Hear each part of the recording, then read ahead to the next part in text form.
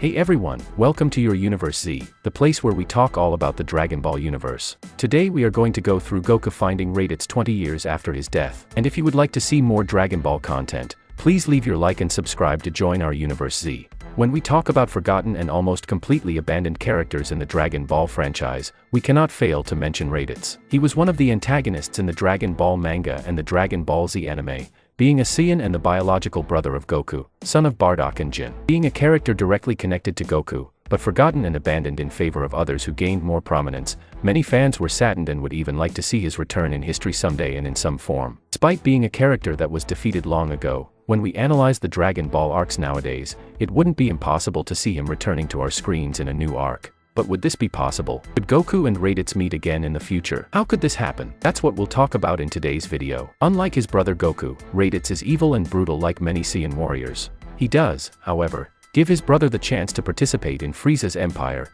and only attacking Goku when he refuses and protests his plans. Enjoys mocking weaker opponents, and playing with them before finally killing them, shown when he mocks Piccolo, and taking great pleasure in seeing his own brother Goku and nephew Gohan in pain. He is incredibly manipulative, begging Goku to let go of his tail when Goku squeezes it. Goku does so and Raditz attacks him tremendously, and begins to crush his ribs while laughing. Raditz can also be a coward when facing death, as he continues to plead desperately with his arrogant attitude when he is attacked by Piccolo's Maken Kosopo. Apparently, unlike many Saiyans, especially Goku, Raditz fears death. He only accepted his own death when he arrogantly believed that his companions would revive him with the Dragon Spheres. Cries out that he wants to anger Goku to make his Saiyan blood boil so that he will remember his Saiyan heritage and that he will join the remaining Saiyan clan in collecting planets for Frieza. He is extremely proud in his Saiyan heritage, like Vedira, and makes several comments on this, and explaining the near extinction of the Saiyans. He expresses disgust when he finds out that Goku's tail has been cut off, and mocks Goku for forgetting his mission to destroy the Earth,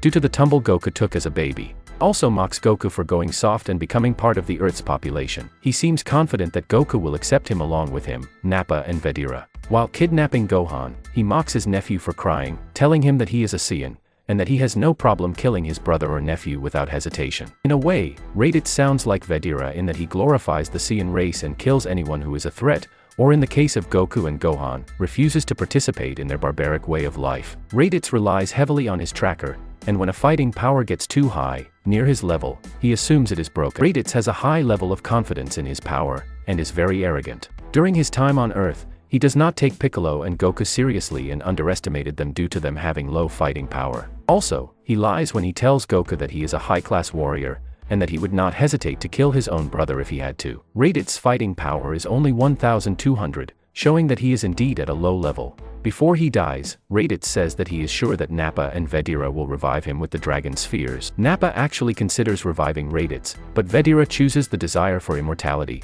claiming that Raditz deserved to die for his incompetence. After all the events we know about in the story, could we consider a return of Raditz to the Dragon Ball Super story in the future? After all, despite not being canonically in the anime, Goku was already able to reunite with his parents during a game released in 2016, which told, among other stories, a touching reunion between Goku and his parents, Bardock and Jin. As you may remember from Goku's story, the Saiyan was sent to Earth by Frieza's empire for the giant monkey form to conquer the. Almost immediately after he was sent to planet Earth, planet Vedira was destroyed by Frieza, and except for his birth, Goku never had the opportunity to meet his parents, Bardock and Jin. Many fans have wondered what an eventual return of Bardock would look like in the anime, and whether Goku took the opportunity to reunite with his parents after his death, especially between the Cell Saga and Majin Buu's saga. After all, he was dead for quite a while during that period. Unfortunately, in the official timeline of Dragon Ball Super, Goku never had the opportunity to reunite with his parents, but in the Dragon Ball Fusions game this was different. For those who don't know, Dragon Ball Fusions is a game released for Nintendo 3DS by Bandai Namco in 2016 that has the premise of bringing a ton of fusions not featured in the anime, such as Piccolo and Gohan,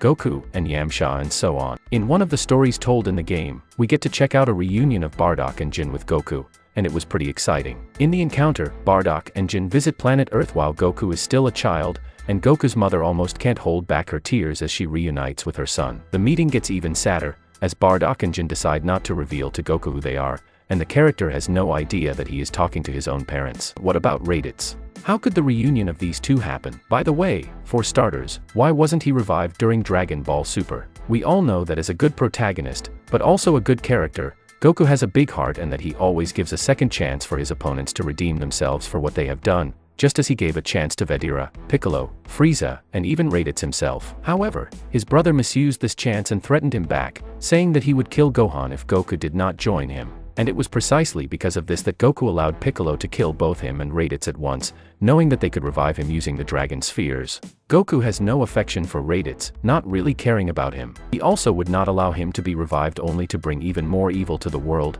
possibly seeking revenge on those who caused his death, hurting innocent lives in the process. But then, if Goku wouldn't treat Raditz back on his own, who would? Well, many antagonists in Dragon Ball might be capable of this, perhaps using their lip to get Raditz to go over to their side, convincing him to kill Goku after his betrayal and seeking revenge. It would be pretty easy to imagine such a scenario, wouldn't it? In an arc of Dragon Ball Super, some powerful yet admirably glib character would bring back several characters that have been killed throughout the series for a fight.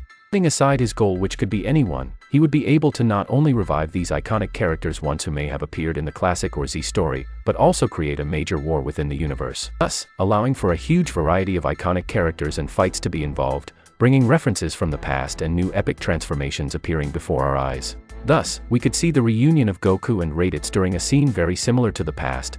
However, this time, Raditz wants revenge and will make his brother suffer for having betrayed and abandoned him. Thus, he would not hesitate to kill anyone who stands in his way, including him. That would be an interesting trajectory to see in Dragon Ball, don't you think? We have never had a big war arc like many shounens usually do, as the work always focuses a lot on tournament arcs and maybe with a specific group of villains attacking a specific location, but something this big would be really awesome to see in both the manga and animated, especially in the anime, with the epic voiceovers and transformations shining before our eyes. But what about it? Would you like to see an arc like this in the anime? What do you think the story and the reunion of Goku and Raditz could be like? We have painful deaths to watch and epic fights reminiscing about the old days. Would we have the potential for Raditz to use a completely new and even more powerful transformation than we have ever seen before? Could he surpass Goku in his revived form? Leave in the comments how you think this new plot could unfold. That's it. I really hope you enjoyed the video. If you have any suggestions for videos, don't forget to comment here below, because I'll be reading all of them as I always do. Also, don't forget to leave a like if you enjoyed the video and be sure to subscribe and ring the bell so you don't miss out on any content from your Universe Z.